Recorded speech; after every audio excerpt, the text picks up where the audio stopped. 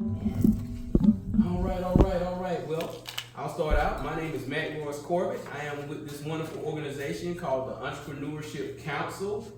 We've been in existence since around 2014, where we worked with the Economic Summit on Jobs, which was presented by our illustrious mayor, Mike Smith, when he was mayor back then. We were the entrepreneurship group, which you'll find a lot of this information on our website as well, but I do want to go over it. We started the Entrepreneurship Council around 2016, where we became, and it's around there, I'm rough. And we decided to continue it on because we found that people needed this information. We're not trying to reinvent the wheel. We bring in the knowledge base that is out here in our community to share what they have and what they know so that they can help each one of you do what y'all need to do. The purpose of which is to help y'all start and grow a business. Because one of the things the Economic Summit on Job wanted to do was to help with employment. And if you create a business, what is one of the things that you become? Self-employed. So you've employed yourself. You have your own job, you're employed, correct? So now as you grow your business and you need help, what is gonna happen then? You're gonna need to do what? Hire people. So then you'll be creating jobs right here in that community. That's why it's so important for us to support local businesses and help them with what they're doing. Now, with that said, what are we doing? We try to educate you on starting a business and growing a business. We have these workshops at least once a month. Each month, we have something for you to teach you about starting and growing a business. Different information from starting the business, business planning, getting your license, just various things that you might need to know. The different types of business entities, from sole proprietorship to corporation to LLC, all of those things. We bring in people who are knowledgeable in the area, such as accountants, lawyers, banks, SBA, the actual Alabama Department of Revenue, and just the people who know. So you're not getting secondhand information, you're generally getting it from the people who you're probably gonna be dealing with. Like we talk about business license, I don't talk about it. I'll bring in who? Either the city or the state. Somebody from any one of those departments to talk about how you get your business license and, you know, how you pay for it, all that kind of stuff. What you need to know, price and all that. So with that said, that is the Entrepreneurship Council. We are 501c3. We do these events absolutely free, but we do ask if you want to donate, you can donate, and that helps us to promote the organization and let people know about what we're doing so that we can get more people in here learning and creating businesses and growing our community, our economy, etc. All right? All right. So now let's talk about our partners, the people who are with us, who are actually sponsoring us and helping us do what we do on a regular basis. Now, of course, right here, this wonderful facility that y'all are in, this is the Dothan Area Chamber of Commerce. Now, what they do is they try to help businesses as well. They try to facilitate them, educate them, as well as inspire them to come here. So a lot of those big industries, the large companies and stuff like that you see coming here and hiring, the Walmarts, the Targets, etc., or even the big industries that are actually hiring for manufacturing or anything like that, usually it's members of the chamber that go out and approach these companies and ask them to try to come here so that we can provide jobs for those people in our community and help build our economy. So that's one of the purposes. Now, if you have a business, you can join the Chamber of Commerce. It is a membership-based organization, and there are different fees. So if y'all want to write this down, Dothan.com. Dothan.com is the website for the Dothan Area Chamber of Commerce. So if you want to join them, you can actually go to their website and find out more information. They would love to have you as a member. Also, we have Troy University, and I'm going to let Dr. Boss, the Shirah College of Business, he'll speak on that a little bit for you and let you know what they're offering. My name is Ricky Blunt. I'm from Troy University in the Shirah College of Business. We offer a full range of programs, business and non-business, all sorts of things. Within the business school, I teach graduate courses most of the time, and these latest terms I've been teaching organizational development and change. One thing is we get from a business school, a good business school educational program is a lot of good insights into strategy and all of the generalizable facts in a single business and you kind of grow up only doing one thing. Like a lot of people do that, one company all the time. They get really good at that, but they don't have the context everywhere else.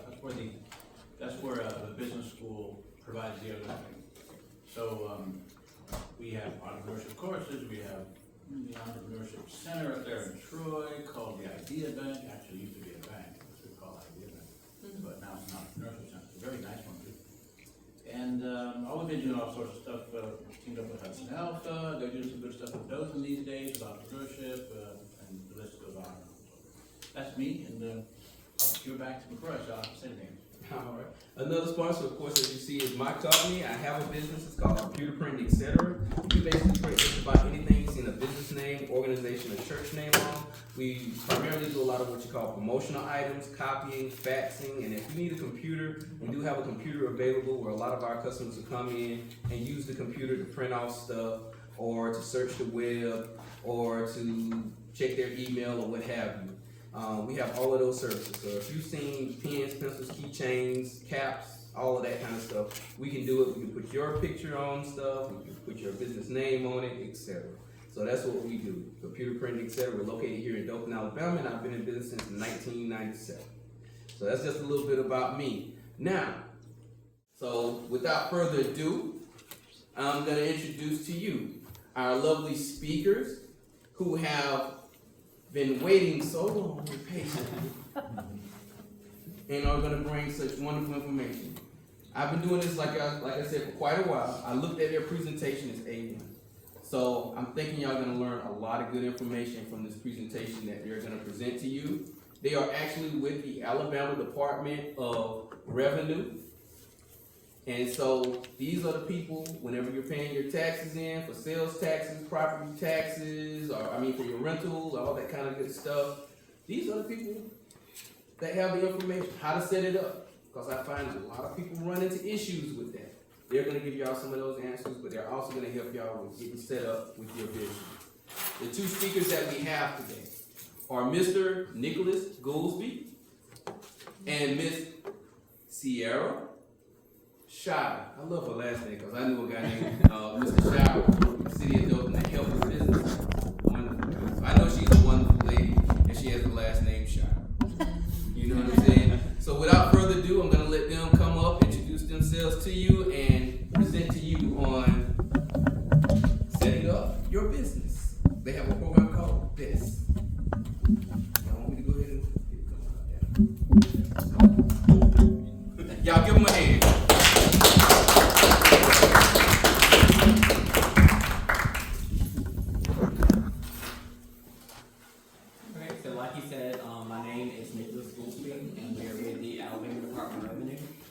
We are both actually based here locally in our Dothan Taxpayer Service Center. I'm not sure if you know where our office is. We are out on Acres Place, off of Watley, kind of behind Flowers Hospital, so not too far from here. But I'm in our Sales and Use Tax Division. My main job, I audit businesses to verify compliance with the Sales and Use Tax laws. And I've been doing it about 8 years now.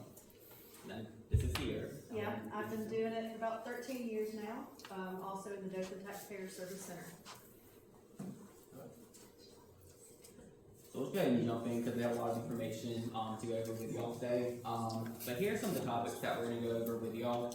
We're going to look at business types and entities. If you're still thinking about setting up your business, just letting you know what type of entities there are out there for you. Then we'll look at sales, use, lodgings, and general taxes, and see if you would apply for any of those, if you need to be paying any of those each month. Then we'll look at record keeping. If you were ever audited, what type of records are we going to ask for? What kind of records should you be keeping each month? And then at the end, we're going to look at different resources that are available for you in starting a new business. So y'all should have all got a handout. If you didn't, let me know. We have some more up here. But here's our contact information. We have phone numbers and email addresses. If you ever have any questions, please feel free to reach out to us. If we don't know the answer, we can get you connected with the right person. Then, as always, in our presentations, we do have this disclaimer.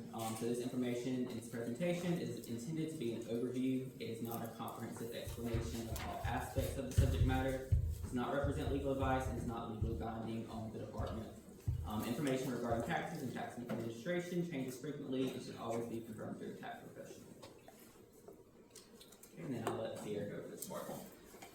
Alright, so the first topic I want to touch on today is the various types of businesses and business entities. First I want to talk about some of the different types of businesses. While I go over them, you guys can kind of think about which one sounds like most like what you guys would want in your own business. The first and probably the most common type is a retail business. This means that you're selling to the end consumer. The items you're selling are going to be sold to the person or company who's going to use those items. For this type of business, you're going to need a sales tax license.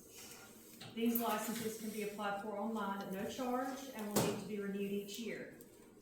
Some examples of retail businesses are clothing stores like Dillard's or your local clothing boutique, restaurants like Taco Bell or Hunt's, grocery stores like Piggly Wiggly, Publix, car lots including both new and used car lots, and antique malls, and then parts stores like O'Reilly. The next type of business is going to be a wholesale business. These businesses are the ones that sell to dealers and retail businesses like the ones that I just went over. Since these sales are not being made to the end user, they would not be required to obtain a sales tax license because they wouldn't collect sales tax on these transactions. Instead, they would need to apply for a sales tax certificate of exemption. And this is so you can purchase the items you're going to resell without paying tax at the time of the purchase. A good example of a wholesale business would be like Cisco. They sell items to local restaurants, and then those restaurants then sell the food to the end consumers, such as you or me. Now, keep in mind that businesses can also be both retail and wholesale. Keeping with the food supplier example, this might apply to the local business seafood services. They sell the Hunts, which is wholesale, but if I go in and buy a pound of crab legs and take them home and eat them, that's going to be a retail sale, and they would collect sales tax on that. Then we have the manufacturing business. This is where a business purchases raw materials and uses those materials to make or manufacture a product. An example of this type of business would be Twitchell. They make textiles such as fabric awnings, and they sell the awnings to other businesses who will resell or distribute those. All right, the next type of business is a service-based business. This means that no transfer of ownership is taking place. The customer is getting nothing tangible. They're receiving a service, and services are not subject to sales tax in Alabama. Only tangible personal property is subject to sales tax. An example here would be a contractor coming to fix or install a new roof on your house, or paying a lawn care service to cut your lawn. Similar to a service business is going to be a repair business. However, they are installing parts, and the parts, whether they be car parts or appliance parts, are tangible personal property and are subject to sales tax. This means the repair business would need to obtain a sales tax account and collect tax on any parts that they sell to their customers. When the customer is invoiced for the parts and labor, only the parts should have tax assessed on them, since labor is a service and it's not taxable. And then finally, we have nonprofits. Even though these businesses are not profit-based, they are usually still subject to sales tax if they're selling tangible personal property. To find out what businesses may be exempt from sales tax, you can call one of our service centers. All right, now let's talk about the different types of business entity types. This is basically how you choose to set up your business. The first type is the sole proprietorship. This is going to be an individually owned business. If you determine that you need a sales tax account based on your business type, when you apply for the account, it'll be registered under the social security number of the individual who owns the business. Similar to this would be a partnership entity. This means there are two or more partners or owners. This and the next three types are going to be registered in their account under a federal ID number. meaning, which is the number assigned to the business when they incorporate the business with the IRS. The first, which is partnership, just means there's two or more individuals that own the business. The next business, which is a S corporation, this is a pass-through entity, meaning they have pass-through taxation. What I mean by this is that the business itself will not be required to file an income tax return. Instead, their income, losses, deductions, and credits are recorded on individual income tax returns of the owners. The C corporation is taxed at both the business level as well as the shareholder level.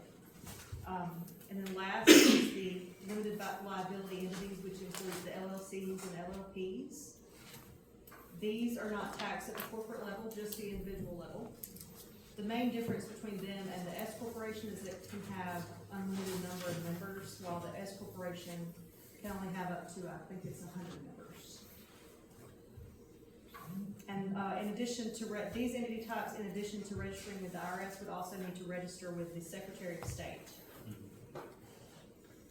As far as which entity type is best for your business, we really can't recommend one over the other.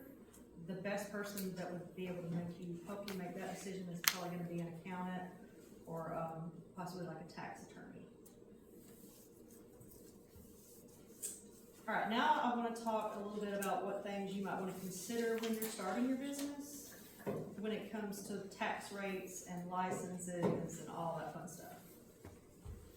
The first thing you want to consider is the location of the business. Do you want to be located within the city limits? If so, you'll need to purchase a city license to operate this business within the city. If you're selling items that are subject to sales tax, the tax rate you'll charge will be higher if it's within the city limits. For example, if you're within the city limits of Dothan, you would charge your customer 9% sales tax. However, if your business is outside the city limits, you would only have to charge 5%, and that would be 4% for the state and then 1% for Houston County. There's also police jurisdictions, or we call PJs. Some cities have separate tax rates if you're within the police jurisdiction, and generally the PJ rate is going to be half of what the rate is for the city limits. All right, in addition to the rates and licenses, you'll also need to consider zoning requirements. For example, bars and restaurants can only operate in certain areas. Alcohol sales are not allowed within 300 feet of a church or a school. There may be other restrictions on things like signs or hours of operation, depending on the type of business that you have. For more information about zoning requirements, you would need to contact the city or the county courthouse wherever your business is going to be located.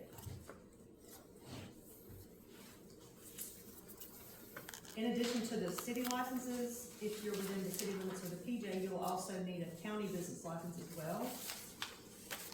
If you're, like, for instance, if your business is located in Enterprise, you'll need a Coffee County business license. And these can be purchased at the county's courthouse.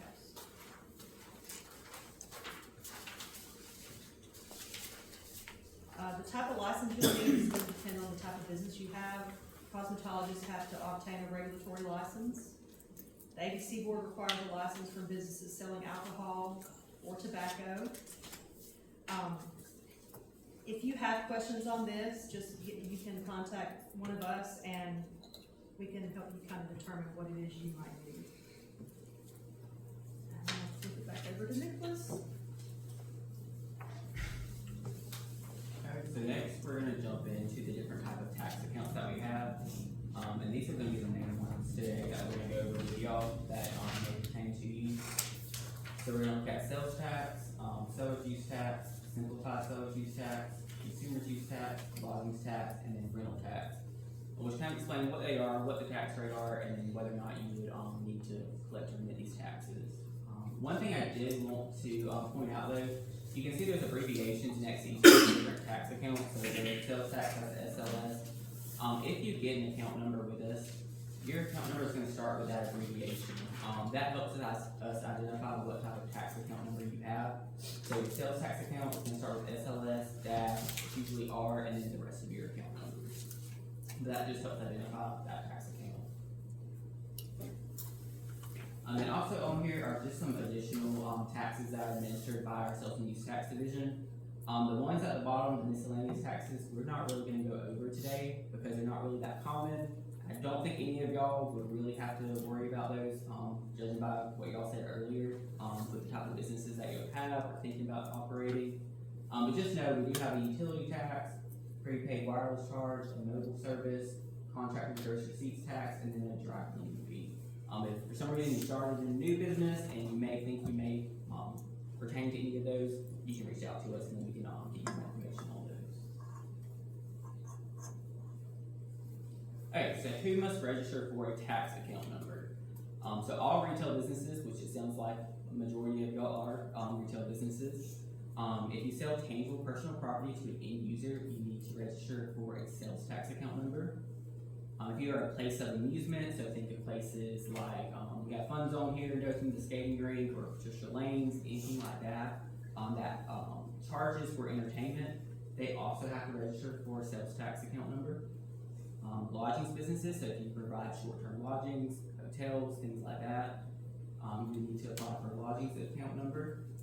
A rental business, if you lease tangible personal property, you have to obtain a rental tax account number. And then the business type isn't listed here. You can always contact us or ask us questions after, and then we can help you decide if there's any tax account number that you need. So before we go more in detail about each of those taxes, how do you apply for a tax account number with the state? So all of our applications are online. I know a lot of times we have taxpayers come into our office here in Dothan, hoping to apply for one in person on the paper application, we get their number that day. Fortunately, we don't do that. Everything's online.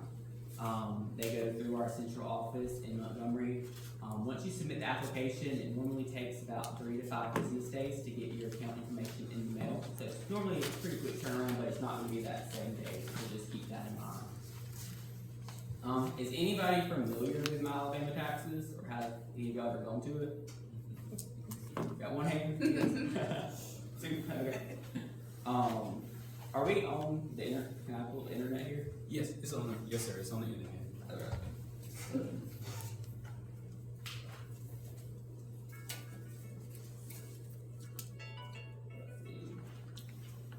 I'm just gonna pull up My Alabama Taxes real quick, to kind of show y'all what that looks like.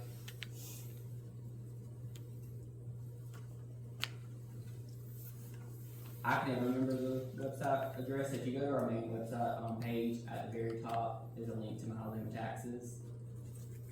But the web address is also in the PowerPoint as well, if you want to use that. But this is what My Alabama Taxes looks like. You will probably become very familiar with this website. This is where all the taxes are paid in each month. So you can see there's a login information. Once you get your account information, once you register for the account, you will go back here to set up your account.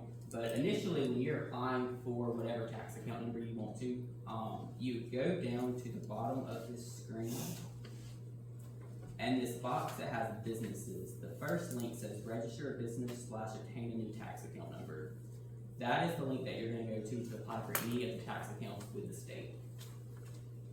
So just for this example, click on it. It's free to apply for all these accounts. There's no fee or anything like that. Normally it takes less than, I would say, 10 minutes to fill it out. Doesn't normally take that long. But it's going to ask you for your business entity type. So we'll just put LLC right now. It's going to ask you for your FEIN number. And if you don't have an FEIN number and you're not a partnership, so you're not using your social, you need to get up with the IRS. They're the ones that issue those numbers. IRS.gov. So just for this example, we're going to type in a fake FEIN. It's going to ask, do you have any existing tax accounts? So you can put yes or no, depending on if you already have any account numbers for the state. And this next page is going to bring up all the different tax types that the state has. So for the majority of y'all, probably looking more at the sales tax if you're making retail sales. You would come down here to sales tax, and that's how you're going to choose pick what type of tax account you want to apply for. I'm not going to keep going through the application. The rest of it, it's just going to ask for the ownership information, addresses, phone numbers, things like that. It's gonna ask when you want the account to start. And that's basically it. And like I said, once you submit the application, it'll take about 3 to 5 days. You'll get your account number in the mail and a copy of your license. And then you'll also get some online access codes. So those online access codes are what you're going to use to create your username and password to access your account each month. So if we go back to the main screen of Alabama taxes, once you get those codes in the mail, under the login where it says create a Alabama taxes account, that's where you would click. It's going to ask what type of tax. So say you applied for a sales tax license, you would find the sales tax account. It's going to ask your account number, your sign-on ID, and access codes. And again, that's all going to come in the mail for you. If you have any questions when you're trying to set this up, you can always call us or come to our office in Dothan. We have people come in all the time. We sit down with them and help them set up all of this.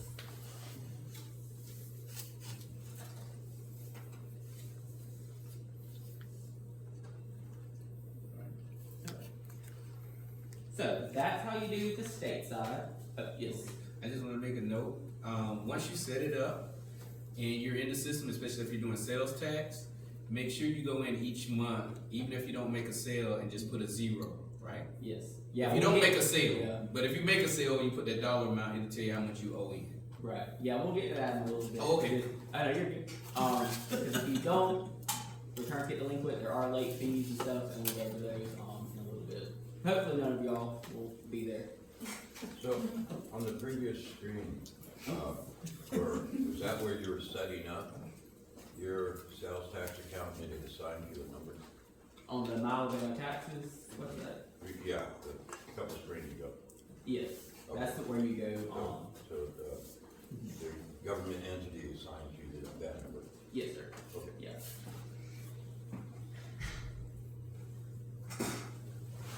Okay, so that was the state portion.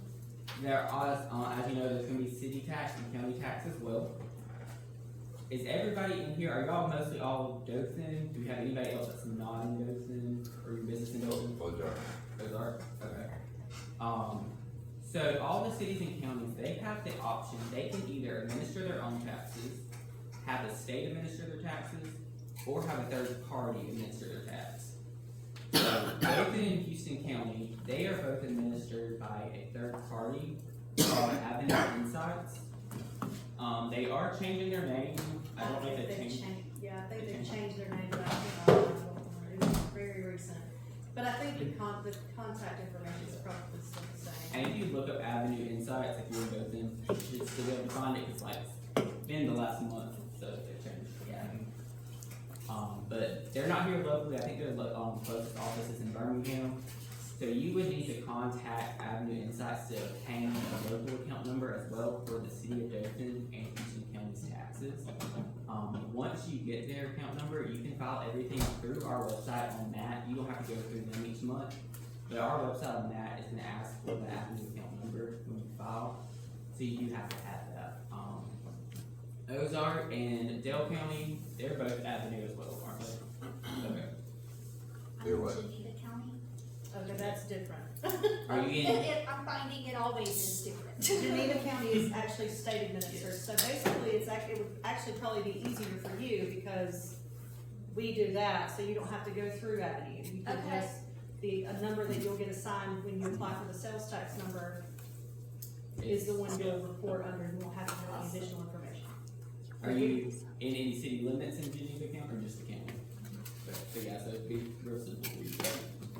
And you said Ozark and Dale County go through Avenue? Through Avenue, yes, sir. So most of them, I feel like around here are Avenue. There's a few state administered, like Geneva County. Yeah, there's a few city, I think Enterprise is state administered, but a lot of the cities and counties around here are gonna be Avenue. But if you ever have any questions on what's administered by state or who administers the local taxes, this link on your PowerPoint will take you to our website and it shows who administers the taxes. And again, you can always contact us and we can let you know as well. Because they do change, not too often, but every now and then. Like Enterprise changed a couple of years ago. They were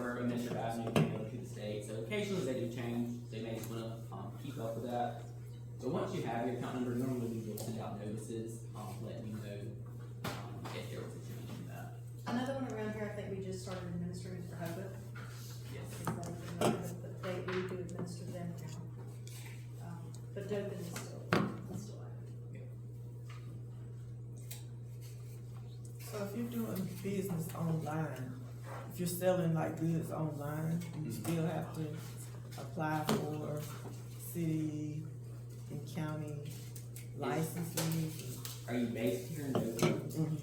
Okay, so you would, for any sales, if you shipped anything in Dothan or Houston County, you would have to collect the tax, and anything in the state, you collect the state tax. Now, if you ship something, I say you're using like common carrier, like UPS, FedEx. Well, if I'm doing like Amazon, like, I'm thinking about, for example, like the journals that I create, they're like print on demand, so I don't ship anything. It ships straight from Amazon to whoever buys it. Is Amazon set like a marketplace?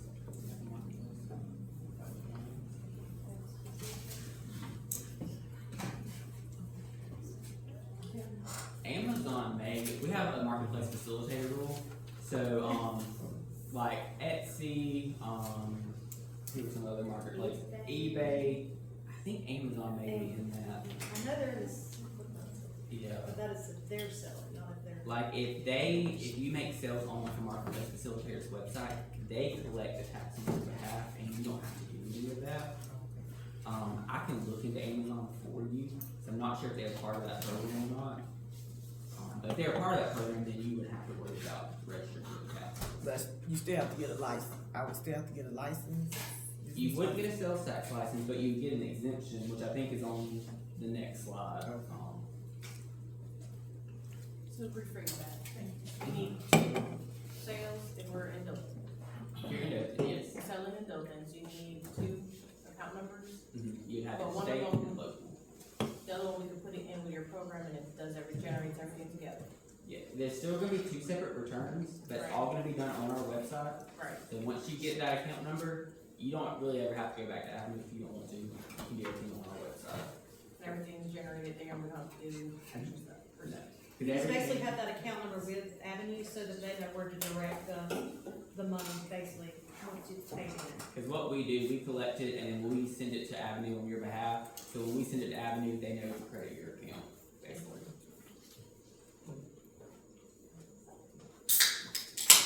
Any other questions? Can I ask one more? Yeah. Dispatching truckloads, how that falls under it? I'm gonna be like having 3 to 4 drivers working for them to dispatch their loads. How do I pay? What I do? What section? What I put? I'm gonna get into a little bit on like what constitutes what we call like a physical presence in a locality. It's called nexus. I'm gonna get into that a little bit later. Perfect, One of the okay. ways that you do establish nexus is by having your own delivery truck, so it would. I'm not gonna have trucks. They own their own trucks, I'm just helping them get loads. Yeah, I would say she's Like more an like a assistant. service, because what she has is like a computer, think of it like that, and it has like companies that are offering, purchasing for them to ship it for them, and she lets them know, and then they pay her on the back for telling them who's who, and then that's how she gets paid. She doesn't have like anything tangible. Yeah, you're not actually selling anything, no. No, it's more like a service. So- Yeah, it's logistics. So you're It's just, operating she's as- telling people, hey, this person needs the load shipped to this place, and Kind of thing, yeah. she gets paid for telling them that and handling So, the go-between. so you're the go-between between Yes, the material and the transport. right. Now, the truck person might have to, I don't think so. So I don't think you would need the sales tax or anything like that, since you're not making any sales of tangible personal property. Beautiful, much picture. I still learn from the cookings, the food, but. Yeah. So what if you don't make any retail sales? If you're not making retail sales, but you are a wholesaler or a manufacturer, you can get a sales tax certificate of exemption. A lot of taxpayers get confused about this. So if you're making retail sales, you need to buy your items tax-free that you're reselling, because you're collecting the sales tax when you sell it, so you don't wanna pay tax on it when you buy it, so that would be double taxation. So a lot of times people get confused if they're making retail sales, people think they need this certificate of exemption. If you're making retail sales, you do not need this certificate. The only thing you would need is your sales tax license. So your sales tax license is gonna allow you to buy your items tax-free. So if you go to your vendor, you're trying to buy some, your inventory, whatever you're selling, you give them a copy of your sales tax license, they will sell it to you tax-free, and then you will remit the sales tax that you collect from your customer on the sale. But if you don't make any retail sales and you fall into these categories, you can get a certificate of exemption, because there's no reason for them to have a sales tax license. They're not making taxable sales, but they still need to buy their items tax-free. So that's why we have this form. I know you mentioned you sell through an antique mall. Is that? Yeah, but then I also wondered, like, making my jams and jellies, like, could I, every single supply I use, I pay taxes on, so could I get that all tax exempt, and then just collect the sales tax when I sell it? That was a question. I mean, if we can do it, talk later, that's fine. But Yeah. You're making your own. Like, are you growing the stuff that you're making or selling, or you buying it? I buy from local farms, Okay. So yeah, so but you like would, jars and sugar and, yeah, you all would that get a stuff. sales tax license. Use that sales tax license to buy all that tax free, okay, and then collect the sales tax when you sell it from your customer. okay. But like the food, the retail stuff, is that what you were talking about? Yeah, if you sell at the antique mall, they're actually collecting sales tax, and remitting it, so if you were only at the antique mall, then you have the sales tax exemption, so you can still buy what you need to sell there. Okay, But since you're doing both, If you're doing both, you need a sales tax. you would need to number. sell stuff, you can't have, I don't think you can have both. You have to have well, I one or can't the other. combine them, because cottage live laws. Okay. So are they like two separate legal entities then? Okay, they're two separate, and if you have one that's just the antique mall, you could do the exemption. Okay, And the other one, if they're two, I love they're two separate entities, Okay. the other one you could have the sales tax. okay, You just, for the same entity, can't have both of these accounts at the same time, you have to have one or the other. okay. But as long as they're two separate, I assume you have like an FEIN or, No, I don't have anything yet. okay, as long as like you have two separate numbers, then you could have the two separate accounts. Okay.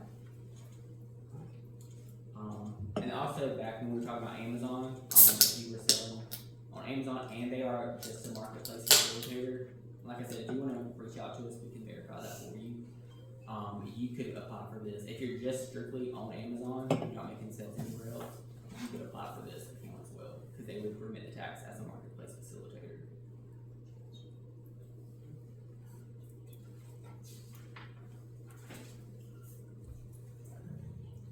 So next, we're gonna look at each tax type, individually, and then let's see your start going over this. Alright, the first one we're gonna do is sales tax.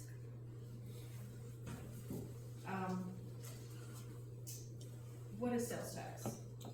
Sales tax is a privilege tax imposed on retail sale of tangible personal property sold in Alabama by businesses located within the state of Alabama.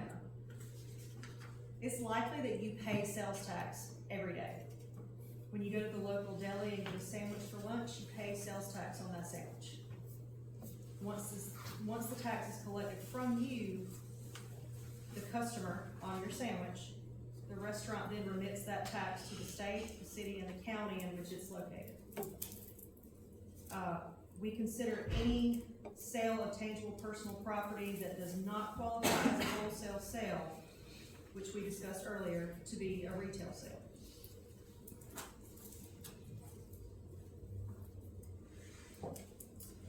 Alright, there's different sales tax rates in Alabama. Most items are going to be at the general rate of 4%, but there are some exceptions. Things that qualify for the reduced rate of tax would be automotive vehicles, they get the 2% rate. That's gonna be basically anything that's like self-propelling, think four-wheelers, riding lawnmowers, boats, The next rate is the 1.5% farm rate. This applies to tractors, plows, sprayers, parts, such like that cultivate or harvest agricultural products. The next is gonna be the 1.5% machine rate. This applies to machinery and equipment used in the manufacturing process. So a company like Twitchell will likely have some machinery that would qualify for that rate. Next is the vending rate of tax, which is 3%. This is items sold in a vending machine. However, there's actually only certain items that qualify for the vending rate. Food items like chips, crackers get the lower rate, but not soft drinks, bottled water, gum. Don't really understand why. Just is what it is. A newer reduced rate is the grocery rate of tax, which is 2% as well. This is going to be similar to the vending rate of tax in that it's only going to apply to certain food items. Generally, it's going to include food items that are made for home consumption and that would qualify for the SNAP program. So if you want kind of a rule of thumb to go off of, that's kind of what we use. And the grocery is mainly just at the state. I don't think most of the locals have enacted a grocery rate. So it's really just at the state level that you see that at.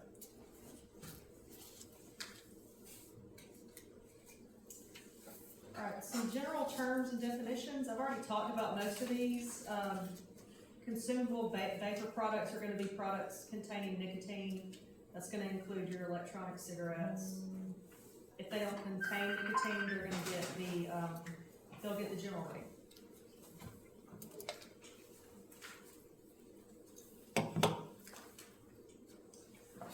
Withdrawals, these are items that a business purchases without tax, and instead of selling those items, the business withdraws them for their own use. And these withdrawals, they are subject to sales tax at the cost of the item. This is going to be something we see more commonly in businesses that they both sell and install building materials. If a contractor that sells paint buys the paint without tax and they're going to think they're going to resell it, but then they decide to withdraw the paint and use it for a contract job, then they would owe sales tax on the cost of that paint. I don't think anybody here is really getting into that type of business, but the main takeaway with over collections is that if you collect too much tax, it's due to the state. Keep that in mind. If you collect 10% instead of 9%, you would have to pay the extra 1% collected, and the same is going to go for local taxes. And then we have the exempt sales. So what things would qualify for a sale to be exempt? The two most common qualifiers are tax exempt items and tax exempt customers. Tax exempt items could include prescription drugs, gasoline.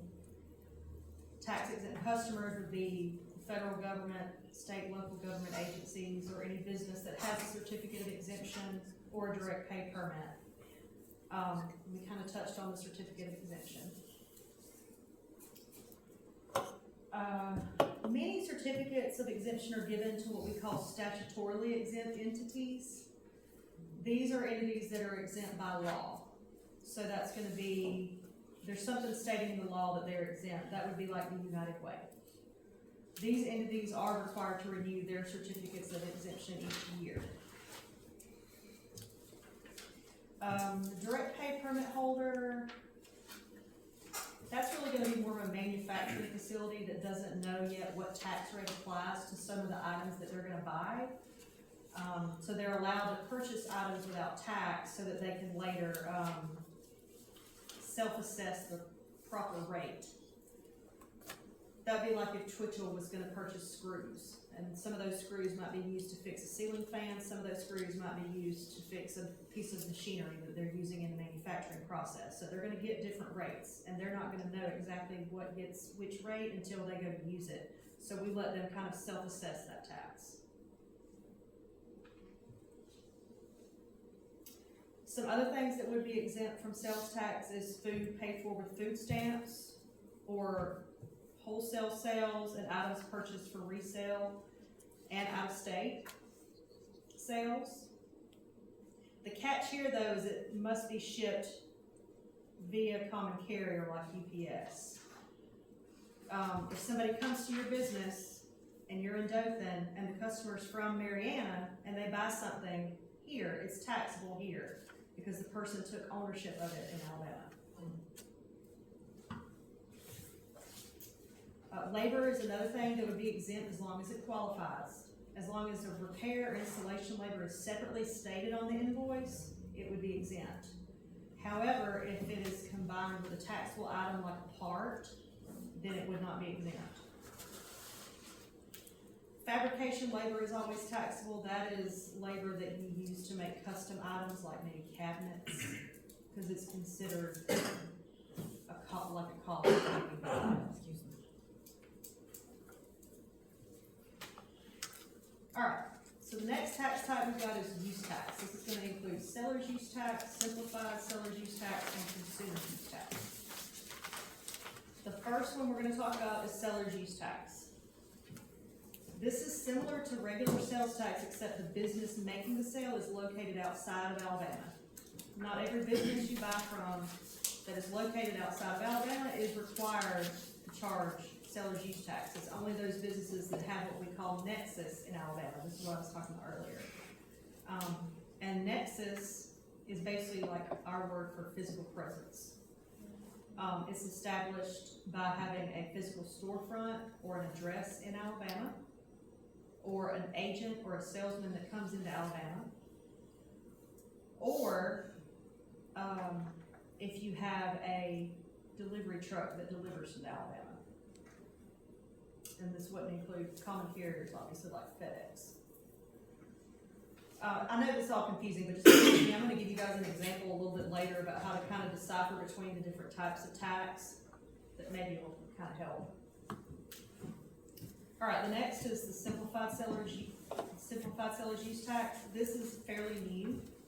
It's a program that allows certain companies to collect and remit a flat 8% rate of tax on all sales they make to customers in Alabama. To be eligible, the company cannot have any physical presence in Alabama. The program basically encourages businesses who make regular sales to people in Alabama to register with us so that they don't have to keep up with the various city and county tax rates that are different all throughout the state. An example of a simplified seller's use tax company would be maybe like Overstock.com. They don't have a physical presence in Alabama, but they do make regular sales to customers in Alabama. And when they're in that program, one of the things they have to do is they have to show that statement right there in blue on the invoice or the order confirmation, whatever they give the customer. And that's how you, as the customer, you'll know that they're in that program and the tax has been collected and you don't have to worry about it. Now, another thing I want to say is if you are making a purchase from an online retailer that is not required to collect Alabama tax, it then falls on you, the customer, to pay consumer's use tax on that purchase.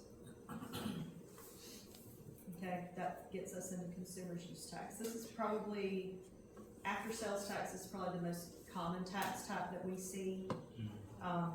It's the counterpart to sales tax. So sales tax is on the selling end of the transaction. Consumer's use tax is going to be on the purchasing end of the transaction. And it's due on items purchased by the end user and is brought in for products brought into Alabama for storage, use, or consumption. It was originally created to keep out-of-state vendors from having an edge over local vendors because they didn't have to charge sales tax.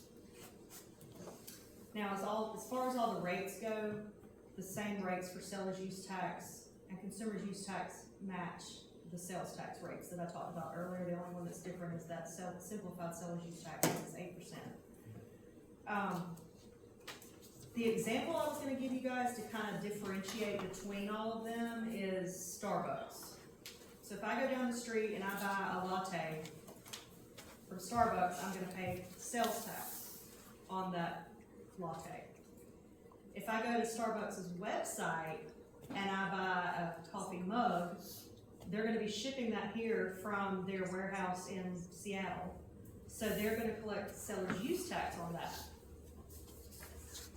On the flip side, if the Starbucks down the street needs to buy a coffee maker to go in their store, they're gonna, and they buy it from a vendor that's not registered with us, then they will need to pay consumer's use tax on that coffee maker. So basically, at the end of the day, Starbucks is filing 3 returns. They're filing a sales tax return for the latte, a seller's use tax return for the coffee mug, and a consumer's use tax return for the coffee maker that they are gonna use. Does that kinda help?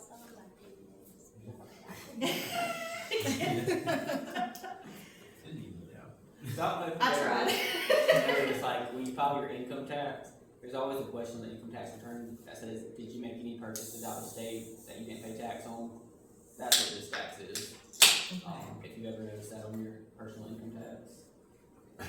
All I hear is you just keep taking money. I know. Yeah, so that coffee maker, isn't that a fixed asset, bought by Starbucks here in Alabama for use to make coffee to sell to the customer? So it's a fixed asset, so they're being But because they're taxed as using it, a user's tax. right, because they're purchasing it for use to make and sell their coffee, Okay, gotcha. it would be like equipment, an asset, and they would pay tax on it because they're not reselling the coffee maker, they're using it to create what they're gonna sell. Now, if they paid sales tax when they bought it, they wouldn't have to remit the use tax. Yeah, and that's It's just if only they buy they it from, didn't pay tax when they bought it. Okay, like So if they it's have a not special selling supplier in it. Seattle that's not registered with us, so, they would have to accrue use tax on it because that supplier didn't charge it. okay, gotcha. So there's not double taxation going on. It's just Right. one or the other, kind of, It- not It's the. a balancing between the, At the end of the day, it kind of depends on who you buy it from. If you go down to Walmart and you buy something, you don't have to worry. You paid sales tax on it, so you don't have to worry about use tax. It's really if you just purchase from a business that has no physical presence in Alabama that doesn't have to collect our tax, you would then owe consumer's use tax on that item. right, okay. Especially it's gonna be from online purchases Yeah. for the most part. All right, and then we're gonna talk about lodgings rental. Alright, so we got 2 other tax types to talk about real quick. I'm gonna go through them really quick, because I don't think this is really gonna apply to anybody in here, but just so you're aware of what they are, if you ever started a new business maybe. So the first one we have is lodgings tax. So this is a privilege tax on persons, firms, and corporations engaged in the renting or furnishing of rooms, lodgings, or other accommodations, for less, than 180 continuous days. So this is gonna include short-term rentals, sites such as Airbnb, Vrbo, and Craigslist. The state rate is 4% for most of the area. There are some counties in North Alabama that are different, 5%. But in this area down here, they're all 4%. And then again, there are new local rates as well. There are a few exemptions. If you stay there 180 continuous days or more, that's gonna be exempt. It has to be continuous days. If there's any break in that, it's not exempt. It has to be 180 continuous days. If lodging is paid directly by the United States government, it's exempt. Federal credit unions, entities that are exempt from the payment of any and all state, county, municipal taxes. And then, marine slips, places or spaces for camping, RV parks, things like that, there is a 90 continuous day exemption instead of 180 continuous days. So explain that. Lodging for a period of 180, what that mean?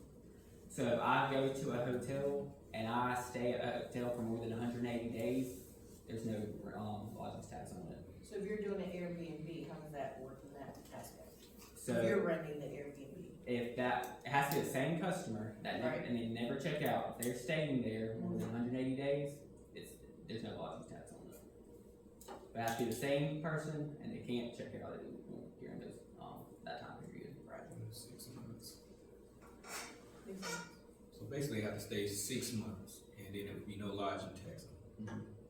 And then, like I said, the RV stuff is, that changed a few years back, it's a 90, continuous days on those. And I guess with Airbnb, I think you can opt to pay the taxes or they'll pay the taxes for you. I think Yeah, that's an that's option for it, if recently I'm not just mistaken. changed, yes. That recently changed? Okay. Yeah, I think that's in the next couple slides. Okay. It's gonna change on Airbnb, Verbo, some of those things.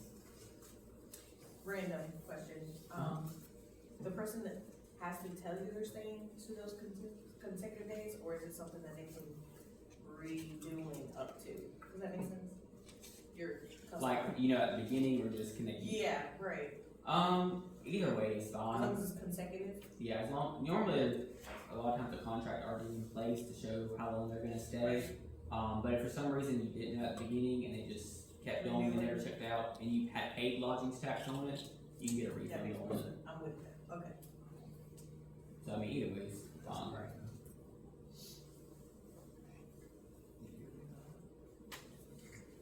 Okay, just a couple other exemptions here. Really not gonna see these that often. Stuff, as far as state certified production, meet some requirements. There's some exemptions there. For some foreign, diplomats, things like that, there's some exemptions. And then, charges for rooms and lodgings, probably like camps and conference centers, definitely some exemptions there for them as well. But what we were just talking about, Verbo and Airbnb. So prior to January 2025, Verbo, the property owners and the managers were responsible for any of the taxes associated with renting their property.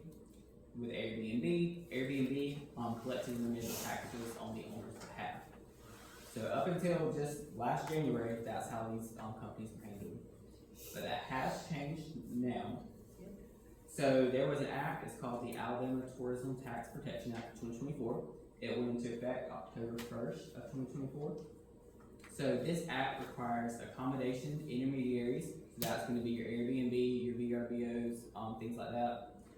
They're going to collect and remit state and local lodging taxes for transactions that occur on or after January 1st of 2025, unless there is a written agreement or contract in place specifying the responsible party for remitting the taxes. Additionally, the Act requires accommodations intermediaries and accommodation providers to annually submit to the department the physical address of each accommodation that was rented or furnished for more than 14 days during the previous year.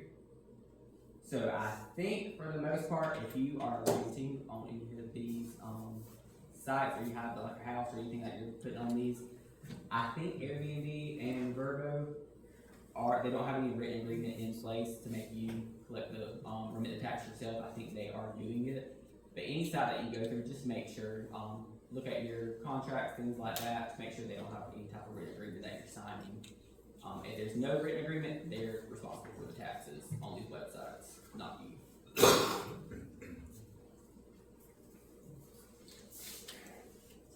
Okay, and then the last tax is our rental and leasing tax. So, this tax is a little bit different than all the other taxes that we've been talking about. All the other taxes that we've been talking about are consumers' taxes. Rental tax is a tax on the lessor, so the person that's leasing the equipment, not the person that they're leasing it to. So the state rates, there's a few different rates. It's 1.5% for automotive vehicles, 2% for linens, and 4% for all other rentals. So this gets really confusing sometimes for taxpayers. I know even for our auditors, like new auditors, get confused by this. So can rental tax be charged to the customer? So the lessor can pass on licenses or privilege taxes by adding such taxes to the leasing price. All such amounts that constitute gross proceeds that are subject to the privilege or license tax and shall be included in the monthly taxable gross proceeds subject to the rental tax. So, example of this. So say you have equipment that you're renting, it's $100. The rental tax say it's 8% in whatever area you're in.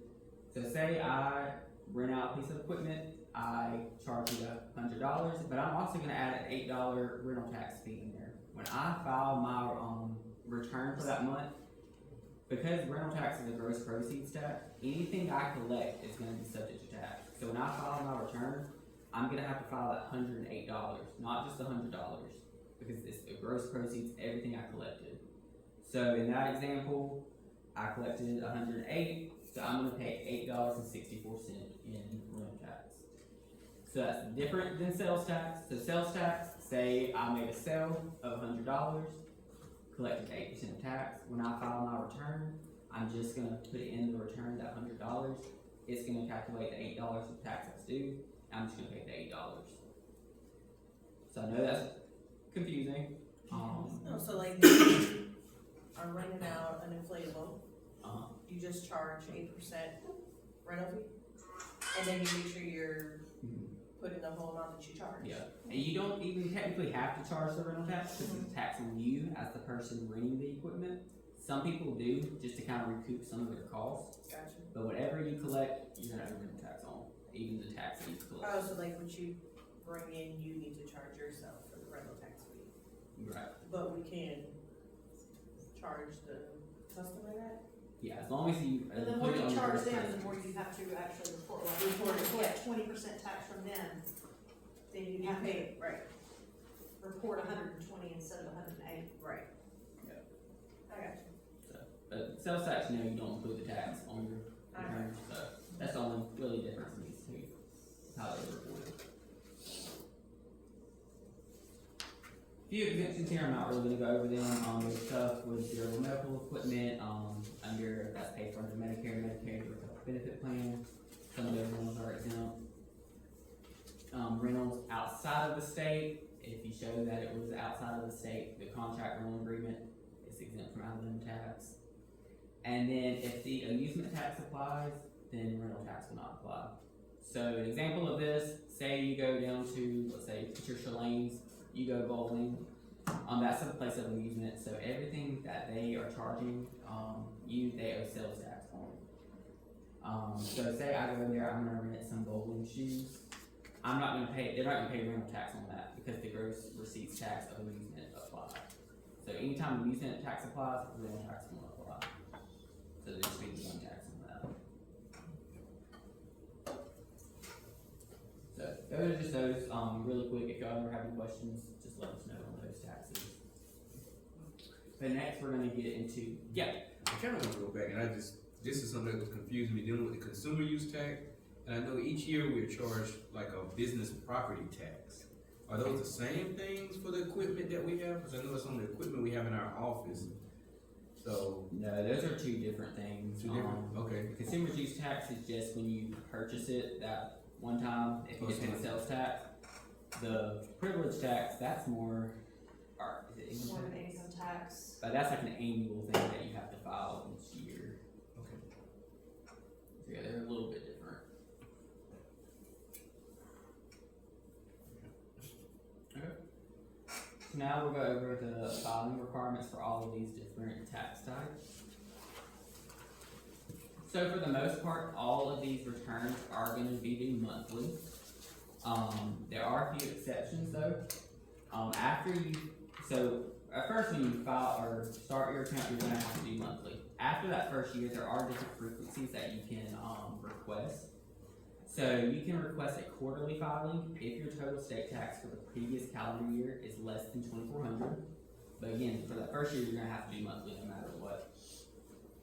You can also, after that first year, you request a biannual filing if your total state tax for the previous calendar year is less than $1,200, or no transactions in no more than 2 consecutive day periods during the preceding calendar year. So that's gonna apply. A good example of this is like fireworks stands. They make sales 2 times a year. They sell 4th of July and at New Year's, so they can qualify for the biannual filing instead of having to file each month since they're only open twice a year. And then sales and rental tax can request annual filing if the total state tax for the previous calendar year is less than $600. So after that first year, if you meet any of these thresholds and want to change your filing status, you can submit a request. It has to be in writing to our commissioner's office in Montgomery, but it's done at the very beginning of the next year. In writing to who? It's to our commissioner's office. I don't know the address right off, but I can look that up for you if you want.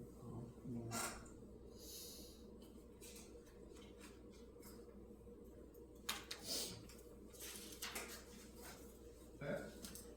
So on these returns, you're gonna report report the total sales, use, lodgings, or rental income on the appropriate accounts. So if you have several different tax accounts, make sure you're reporting the correct tax in the correct accounts.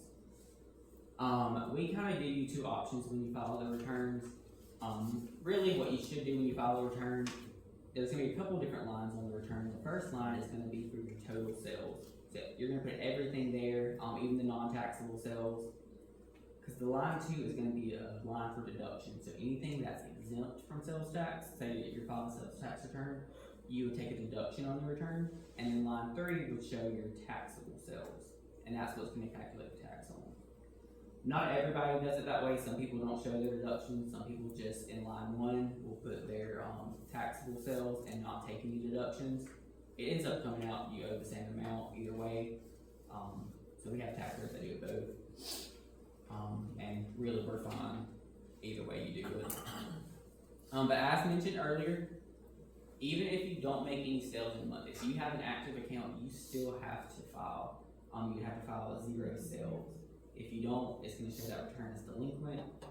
We have a collections department, they do estimate returns if things aren't being filed. So you don't really wanna, get into all that, if you can help it. There are late penalties as well for not filing, and I think that's in the next few slides that we'll go over. First, we have the due dates to file the returns. So like I said, they're due monthly. So they're due the 20th of the following month. So we're in January right now. So January's returns are going to be due by February 20th, by 4 o'clock on that day. February's returns are going to be due by March 20th, and so on. You have till 4 o'clock that day, but you don't have to wait till the 20th to file. You can file anywhere from the 1st through the 20th. We have some taxpayers that like to go ahead and file early, but they don't want to go ahead and pay the taxes yet. They want to wait a little bit longer. So in Alabama taxes, when you file, you can file, say if you want to file February 1st, you can go in there and file, and then when you make the payment, it's going to ask you what you want the payment date to be. So you can change the payment date to the 20th if you want to wait to make the payment, and then on the 20th it will automatically come out. And that way you just don't forget to file, and you don't have to worry about late fees or anything like that. And if the 20th is on a weekend or a holiday, the due date's going to be the next working day. And if you file on time, there are discounts, so you get to keep a little bit of the taxes that you collect. So the discount is 5% on the first $100 of tax that's due, and then 2% on any amount over $100. But your discount can't exceed $400 each month. And these will automatically calculate when you file the returns. Okay, but like I said, there are some penalties. Hopefully nobody will ever be in this situation. But there's a failure to timely file penalty, which is 10% of the tax due on the return, or $50, whichever is greater. And then there's a failure to timely pay penalty, which is a flat 10% of the tax due. We are able, if you ever happen to 1 month forget, we are able to waive penalties. I think like once a year is our policy. We aren't able to waive them any more than that. So if you accidentally just forget 1 month, you can call us, see if we can waive the penalty for you. Just keep in mind, if it's like a continual thing, we won't be able to do that. And the last two penalties that you see on here, you won't see these when you file a return. These are more if you were ever audited, and so in an audit situation, we also have a negligence penalty, which is an intentional disregard for the laws and rules. It's a 5% tax, or 5% penalty of the tax due that's going to the audit. And then there's also a fraud penalty, which is purposely deceived, which is 50% of the tax due in the audit. But hopefully, since y'all are here, if y'all ever happen to see one of us or one of our other auditors, y'all have everything in place and there will be no penalties. So, because there'll be no tax due, y'all be doing everything right. Question. Mhm. So we're doing this monthly, right? And then do you guys generate something for us to also like end of the year income tax, or just like how? We I don't know. You know what I mean? like of the sales for the year that you reported. Yeah. So like I have kids and stuff, and I have to file all that. Like, how does that play? Do you guys give us something to do it together, or is this automatically doing it? We don't. Does that make sense? Yeah, we don't have anything. All your returns will still be on that. You can go back and pull each one. We do have some taxpayers that will call us and we can give you like an Excel spreadsheet of all the sales that you reported. But there's nothing that you'd be able to pull on. So we our- still do it ourselves? Mhm. That's just like a cheat sheet for us? Yeah. That you guys recorded? Yeah, That's so you still have to file it separately on That's the what I tax. was wondering. Okay. Yeah. I didn't know it was some cool system, like, connect, That'd be maybe we nice. can build that app, I don't know. Yeah, so we have I was just asking. You gotta get right on that now. So, I missed it. I was reading the, what's it called?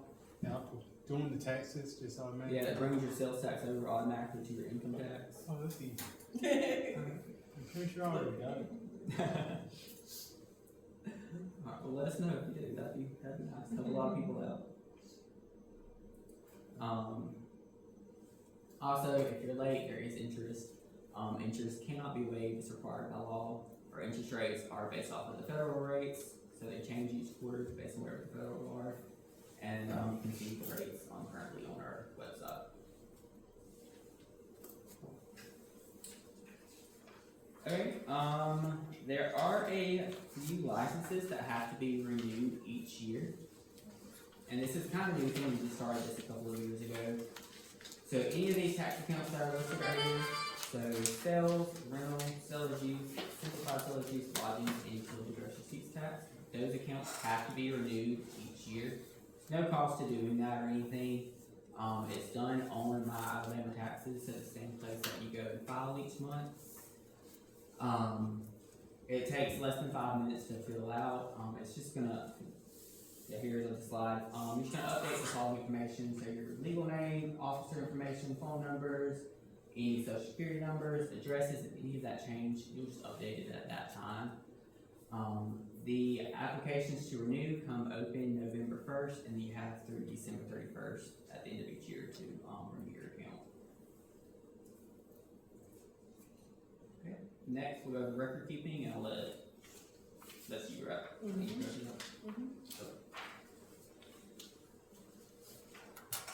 Alright. So the question is, why would you keep records?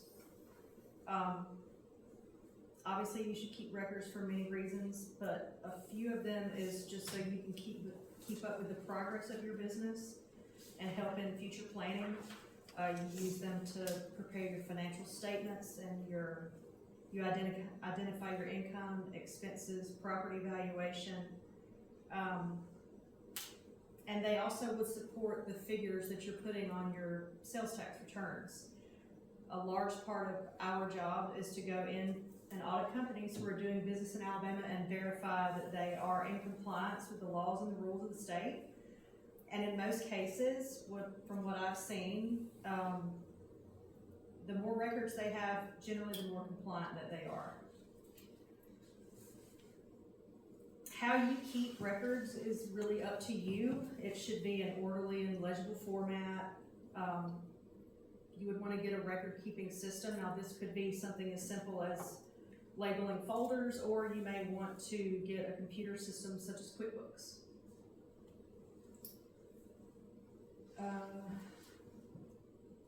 The kind of records you keep is again going to depend on the business and how large your business is.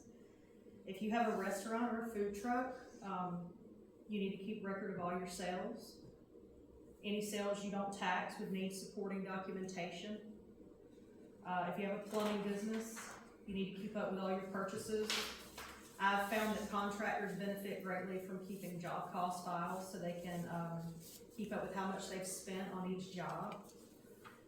Any type of tax exempt jobs, customers, anything like that, they should have appropriate certificates of exemption on file. When we conduct routine audits, this is a list of some of the common records we request in the audit. And of course, we look at the sales and the purchases made for a standard time period.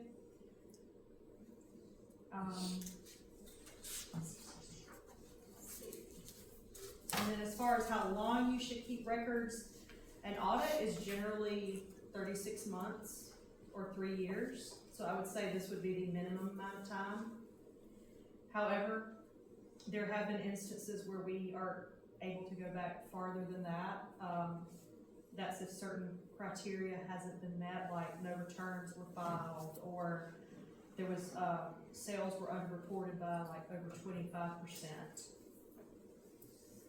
And then this is a diagram of the statute of limitations, which is basically the amount of time that the state of Alabama can assess tax on the business.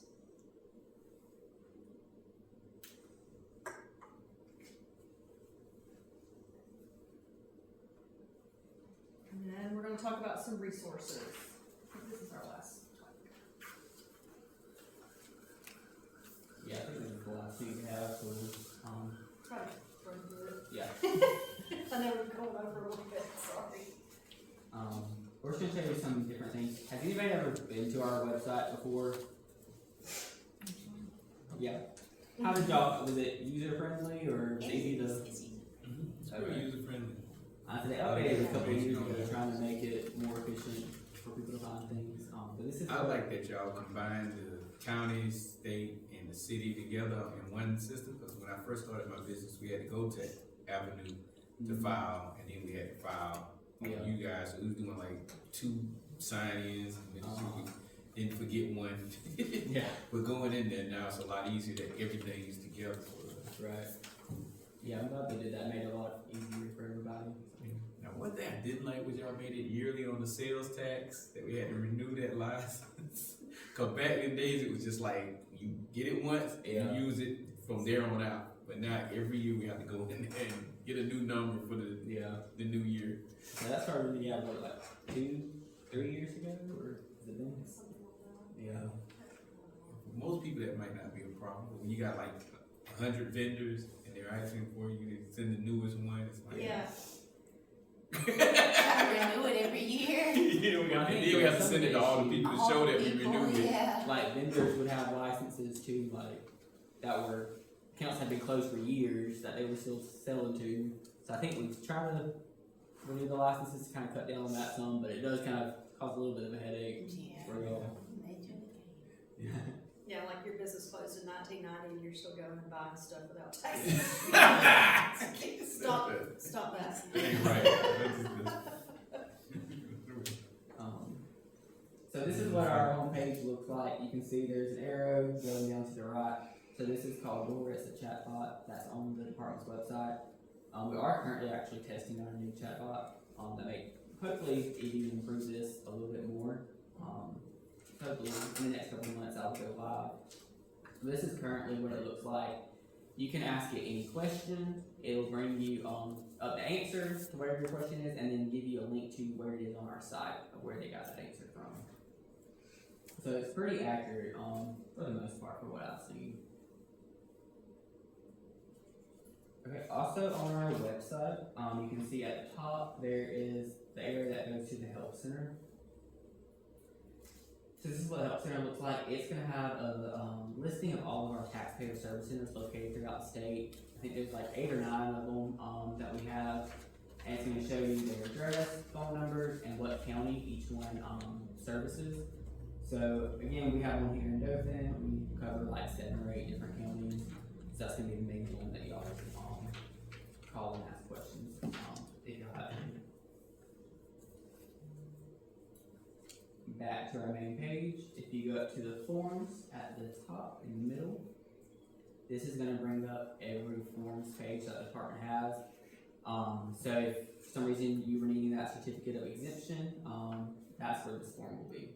You can just search over on the left hand side by the title if you know what it is. If not, you can go down by the category type. If you know it's a sales tax form like the sales tax exemption, you can filter it by sales tax and see all the sales tax forms that are out there. Okay, also, look real quick at the businesses page on our website. So this is just gonna have a lot of information for certain types of businesses. So motor vehicles, small businesses, transportation, different links that are gonna pertain to each type of business. Also on here is a link, you can see it on the left hand side to, it says B.E.S.T resources. So I don't know if you noticed on the front slide of this PowerPoint, it's called B.E.S.T. B.E.S.T used to be a seminar that we gave. We did them in person for a while before COVID. They were done once each quarter. We used to do them here in the Chamber of Commerce. And it goes over basically starting a new business, even a lot more information that we've gone over today. It goes over the income tax side of things, property tax, basically covers everything for starting a new business. We don't do them anymore, but all of our resources are still on our website. We also have on there, on our website, under this B.E.S.T resources, some learning modules for each different tax type. They're just short YouTube videos, free to watch. You can watch them at any time, but it should hopefully cover a lot of your questions as well if you ever want to check those out. And then lastly on our website, if you go up to the services tab at the top, this is going to bring up all the pages for our different taxes that the department has. So like I said, we've been mostly talking about sales and use tax because that's what division we're in. So if you click on the sales and use tax link, that's going to bring you to our page where you can see all the sales and use tax rules, the different rates, anything that pertains to the sales tax. And then you can do the same thing with any of the other taxes. Alright, and then here we've got a list of some contact numbers of the different divisions. We've got sales and use tax, income tax, business registration. State offices are open Monday through Friday, 8 a.m. to 5 p.m. If you guys want to ever come by, give us a call. And then he just kind of touched on this, but we do have the 9 taxpayer service centers located throughout the state. The one in Dothan is over behind Flowers. We do also have an extension office in Andalusia, if anybody, I don't think anybody's from that area though. The Secretary of State website is another good resource. This is where you're gonna go register your business if you have a corporation. But it's also where you can go find out voting information, access the code, which has all the laws, and you can do record searches by name, entity number, registration ID, things like that. And then we have our IRS website and some of the contact numbers that we have for them.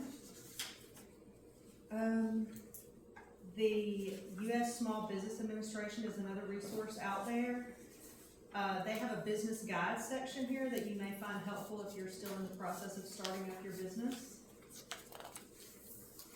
The next couple of slides is going to be local government information. That's going to be if you need help getting a county or a state business license. If you need property tax information, go to the county courthouse. The city hall is where you would do your city business license. That is where you would, if the city administers their own tax, which we do have a few in the state, but it's only the larger cities, I think, like maybe Birmingham. Birmingham, Auburn. That's where you would go. Building permits. And then, of course, some other resources are regulatory boards, your local CPA or your accountant, the Chamber of Commerce,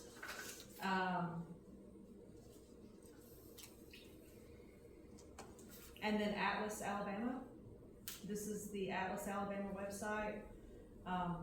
That also has a lot of information here about starting a new business, like different steps involved and everything you might not, just things you might not think of. And that's all we got for you guys today. Is Atlas Alabama .gov or .org? I'm sorry? Is Atlas Alabama .org or .org? I mean .gov. It's atlasalabama.gov. .gov. Okay. Thank you. Thank you.